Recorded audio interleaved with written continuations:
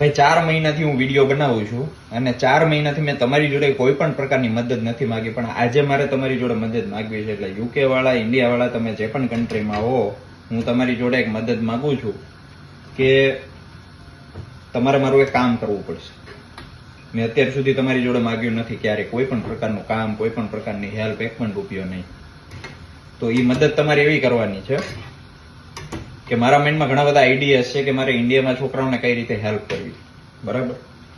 એમાંનો આજનો પહેલો આઈડિયા કે આપણે ત્યાં બહુ બધા લોકો artificial intelligence, machine learning, AI, ML નો જમાનો છે અને બહુ બધા મોટિવેશનલ સ્પીકર ને, ઇન્સ્પિરેશનલ સ્પીકર ને, સ્કિલ વાળા સ્પીકર ને ઘણા બધા લોકો આવું બધું બહુ ભાષણ આપતા આવ્યા છે, બરાબર.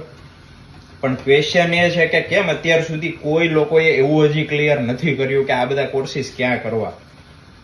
તો ઈ મારે તમારી જોડે ક્લિયર કરવું છે કે જો તમારું બાળક પ્રાઇમરીમાં હોય તો તમે એને એઆઈ અને એમએલ કઈ રીતે શીખવાડી શકો, અને જો તમારું બાળક સેકન્ડરી અથવા હાયર સેકન્ડરીમાં હોય તો તમે એને કઈ રીતે એઆઈ અને એમએલ, કોડિંગ, પછી આપણે કે ડીપ લર્નિંગ આ બધું શીખવાડી શકો, બરાબર છે. પછી તમે જો કોલેજમાં છો તો તમે કયા લેવલ સુધી એઆઈ અને એમએલ શીખી શકો. તમે જો બાયોલોજીની ફિલ્ડમાં છો તો શું તમે એઆઈ અને એમએલ શીખી શકો, તમે શું કોડિંગ શીખી શકો.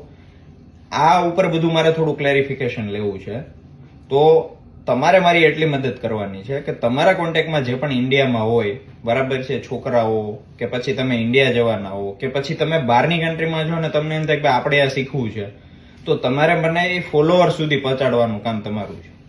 મેં 4 મહિનાથી તમારી જોડે કંઈ પણ માંગ્યું નથી, નિસ્વાર્થ ભાવે મેં તમારી જોડે મદદ કરી છે. અને એક વિડીયોથી લિમિટ નથી રાખી, મેં 4, 5, 6 જેટલા મારાથી થાય એટલા દરરોજના મેં વિડીયો કાઢ્યા છે. તો તમારે મને આમાં એકમાં હેલ્પ કરવી પડશે, ફોલોઅર સુધી પહોંચાડવામાં. તો આ જવાબદારી તમારી છે.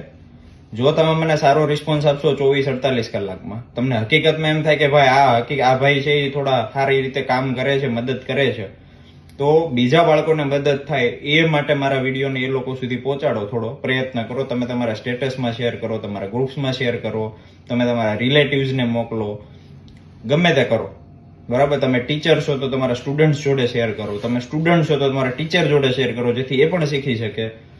તો આવો પ્લાન છે. મને આ એક મદદ કરી દો એટલે ફરી આપણે જે ફ્લોમાં મહેનત કરીએ છીએ એની કરતાં વધારે મહેનત કરીને આપણે બાળકોને તૈયાર કરવા છે. Thank you. હું ભજીયા બનાવતો હતો એટલે હું તમારી જોડે તરતા વાત કરતો હતો.